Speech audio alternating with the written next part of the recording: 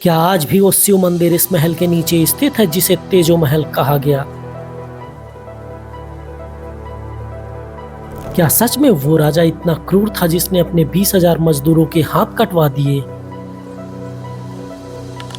नमस्कार दोस्तों, स्वागत है आप सभी का हमारे चैनल पर। आज हम आपको ले चलेंगे भारत की सबसे प्रसिद्ध धरोहरों में से एक ताजमहल की यात्रा पर। तो चलिए जानते हैं ताजमहल के इतिहास, वास्तुकला और उससे जुड़ी कुछ अनसुनी कहानियां। यह सिर्फ एक मकबरा नहीं बल्कि मोहब्बत की निशानी है जिसे मुगल सम्राट शाहजहां ने अपनी बेगम मुमताज महल की याद में बनवाया था। उत्तर प्रदेश के आगरा शहर में स्थित जो न सिर्फ 7 अजूबों में शामिल है बल्कि पूरी दुनिया में अपनी अद्वितीय सौंदर्य के लिए भी जाना जाता है। यदि आप ताजमहल घूमने का प्लानिंग कर रहे हैं तो यहाँ आने का सबसे अच्छा समय सर्दियों का होता है, खासकर अक्टूबर से मार्च के बीच। गर्मियों में आगरा का तापमान ज्यादा होता है, इसलिए यहाँ यात्रा करने में असुविधा हमेशा बनी रहती है। ध्यान रखिएगा, ताजमहल सोमवार को बंद रहता है, इसलिए इसकी यात्रा की योजना बनाते समय इस बात का अवश्य ध्यान रखें कि सोमवार का दिन आप न चुनें। बात करते हैं एंट्री शुल्क की। ताजमहल का प्रवेश शुल्क भारतीय और विदेशी पर्यटकों के लिए अलग अलग है। भारतीय नागरिक यहाँ 50 रुपए का शुल्क जबकि विदेशी नागरिकों के लिए 1100 रुपए का शुल्क रखा गया है। 50 रुपए का जो शुल्क है उससे आप सिर्फ ताजमहल के अंदर तो जाएंगे लेकिन आप बाहर से ही देख पाएंगे। मकबरे के अंदर आपको प्रवेश नहीं करने दिया जाएगा। लेकिन यदि आप 250 रुपए का शुल्क देते हैं और 250 रुपए के टिकट के माध्यम से आप मकबरे के अंदर जा सकते हैं और ताजमहल का जो चबूतरा है उसके ऊपर जाके आप सेल्फी, फोटो, वीडियो ले सकते हैं। तो ध्यान रखिएगा, यदि आप घूमने आते हैं तो आपको 50 रुपए के टिकट में चबूतरे के ऊपर चढ़ने नहीं दिया जाएगा और मकबरे के अंदर भी आपको जाने नहीं दिया जाएगा। उसके लिए आपको 250 रुपए का टिकट लेना होगा जो कि फुल टिकट के नाम से दिया जाता है काउंटर में।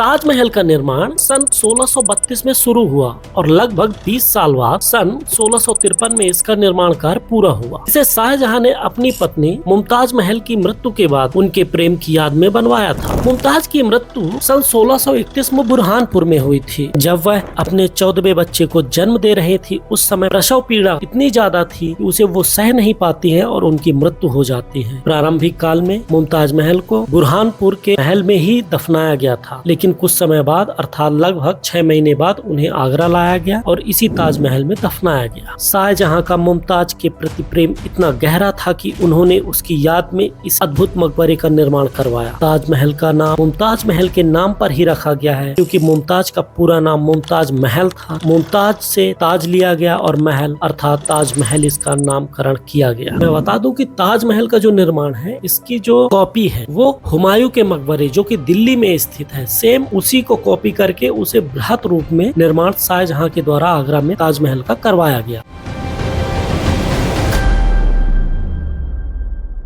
ताजमहल अपनी उत्कृष्ट वास्तुकला के लिए प्रसिद्ध है। इसका मुख्य ढांचा सफेद संगमरमर से बना हुआ है जिसे राजस्थान के मकराना से मंगवाया गया था। ताजमहल का गुंबद इसकी पहचान है जो पूरे मकबरे का मुख्य आकर्षण है। इसके चारों ओर 4 मीनारे हैं जो इसे संतुलन और स्थिरता प्रदान करने का काम करती है। ताजमहल की बनावट में फारसी, तुर्की, भारतीय और इस्लामी स्थापत्य शैली का मिश्रण देखा जाता है। मकबरे के चारों ओर विशाल उद्यान और पानी के बने फव्वारे हैं जो इसकी खूबसूरती को और बढ़ाते हैं। मुख्य मकबरे के अंदर मुमताज महल और शाहजहां की कब्र है, लेकिन असली कब्र इसके नीचे बनी ताजमहल के तहखाने में स्थित है। वर्तमान में वहां जाना पूर्णतः निषेध है। ताजमहल यमुना नदी के किनारे स्थित है। यह नदी मकबरे की सुंदरता को और भी अधिक निखारती है, खासकर सूर्योदय और सूर्यास्त के समय जब सूरज की किरणें संगमरमर पर पड़ती हैं। ताजमहल का प्रतिबिंब यमुना नदी के पानी में देखने पर अद्वितीय दृश्य उत्पन्न होता है। मैं आपको बता दूं कि ताजमहल यमुना नदी के किनारे बनाने के पीछे सिर्फ सुंदरता ही उद्देश्य नहीं था बल्कि इसके नीचे ताजमहल की नींव पर यूज की गई आबनूस की लकड़ी थी। आपको जानकर हैरानी होगी कि ताजमहल की जो नींव है वो 50 अलग अलग कुओं के अंदर रखी रखी गई आबनूस की लकड़ी पर स्थित है। इसकी विशेषता है जितनी नमी प्राप्त करेगी उतनी ही मजबूत रहेगी, और जैसे जैसे इससे नमी दूर होने लगेगी यह सिकुड़ने लगेगी, और जब ये सिकुड़ना चालू हो जाएगी ताजमहल की नींव डैमेज होना चालू हो जाएगी और ताजमहल गिर भी सकता है। इसी बात का ध्यान देते हुए भारत सरकार ताजमहल के पास एक डैम बनाने का निर्माण कर रही है, जो कि टेम्परेरी डैम होगा। उनका मुख्य उद्देश्य ताजमहल की सुंदरता को बरकरार रखना है।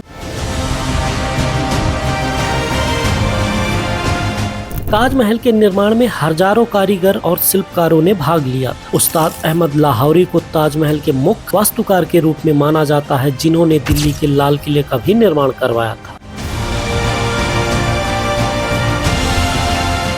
संगमरमर पर की गई जटिल नक्काशी और पत्थरों की जड़ाई कला को दुनिया भर में सराहा जाता है। ताजमहल की दीवारों पर कुरान की आयतें भी लिखी गई हैं, जिन्हें इस्लामी सुलेखक अब्दुल हक ने उकेरा था। ताजमहल का सफेद संगमरमर समय के साथ अलग अलग रंग बदलता है, अर्थात सुबह, दोपहर और शाम के समय इसकी अलग अलग छटा देखने को मिलती है। यह माना जाता है कि शाहजहां ने ताजमहल के ठीक सामने एक काले संगमरमर का ताजमहल बनवाने की योजना बनाई थी, लेकिन उनके बेटे औरंगजेब ने उन्हें कैद कर लिया और यह योजना अधूरी रह गई, जिसका एक डैमेज स्ट्रक्चर आज भी देखा जाता है यमुना नदी के पार, अर्थात ताजमहल के पीछे। ताजमहल की मीनारें मकबरे से विपरीत दिशा में झुकी हुई हैं, ताकि किसी भूकंप या आपदा के समय यह मकबरे पर न गिर सके। ताजमहल की अद्वितीय संरचना को बनाए रखने के लिए भारतीय पुरातत्व सर्वेक्षण इसकी देखरेख करता है। ताजमहल को प्रदूषण एवं अन्य हानिकारक तत्वों से बचाने के लिए कई उपाय किए गए हैं। इसके आसपास के क्षेत्रों में वाहनों का प्रवेश निषेध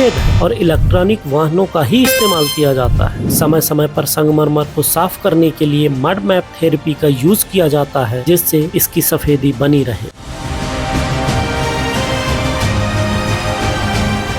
यदि ताजमहल से जुड़े मिथक के बारे में बात की जाए, यह प्रसिद्ध कथा है कि शाहजहां ने ताजमहल के निर्माण के बाद उनके कारीगरों के हाथ कटवा दिए थे, जिन्होंने इसे बनाया था, ताकि वे दोबारा कोई अद्भुत निर्माण न कर सके। हालांकि ऐसा कोई ऐतिहासिक प्रमाण नहीं है और इसे एक मिथक ही माना जाता है। एक और दिलचस्प मिथक यह है कि ताजमहल के नीचे एक प्राचीन शिव मंदिर था, जिसे तेजो महालय कहा गया था, लेकिन इस दावे का कोई प्रमाण अभी तक नहीं प्राप्त हुआ है और इतिहासकार इसे महज एक कहानी मानते हैं। ताजमहल सिर्फ भारत की ही नहीं बल्कि विश्व की सांस्कृतिक धरोहर है। हर साल लाखों पर्यटक इसे देखने आते हैं। ताजमहल न सिर्फ मुगल स्थापत्य कला को एक नई पहचान दी, बल्कि दुनिया में प्रेम और समर्पण का एक प्रतीक बन गया। हमने आपको इस अद्भुत धरोहर की हर एक छोटी बड़ी जानकारी देने की कोशिश की है। ताजमहल का दौरा आपको भारतीय इतिहास और संस्कृति की गहराइयों में ले जाएगा और यकीन मानिए यह एक ऐसा अनुभव होगा जिसे आप जीवन भर भूल नहीं पाएंगे।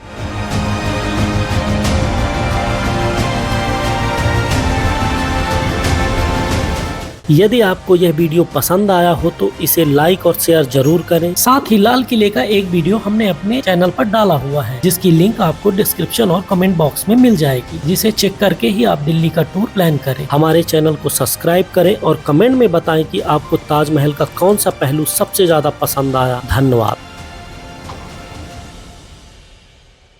आपने एक चीज़ और देखी कि मुमताज़ की कब्र पे अरबिक में कुछ लिखा हुआ होगा, गौर से अगर आपने देखा हो तो वो गॉड के ना अल्लाह के 99 नाम लिखा हुआ है। फिर पूरे कब्र के ऊपर उनके फूल पत्ती वगैरह डिजाइन बना हुआ है, कलर कैसे लग रहा है। दूसरे देखने में तो मैं पेंटिंग कर रहा है, वो सब जेम के स्टोन लगे हुए हैं, सबसे महंगे। कुछ लोग टॉर्च भी मार रहे होंगे, शायद आपने देखा होगा।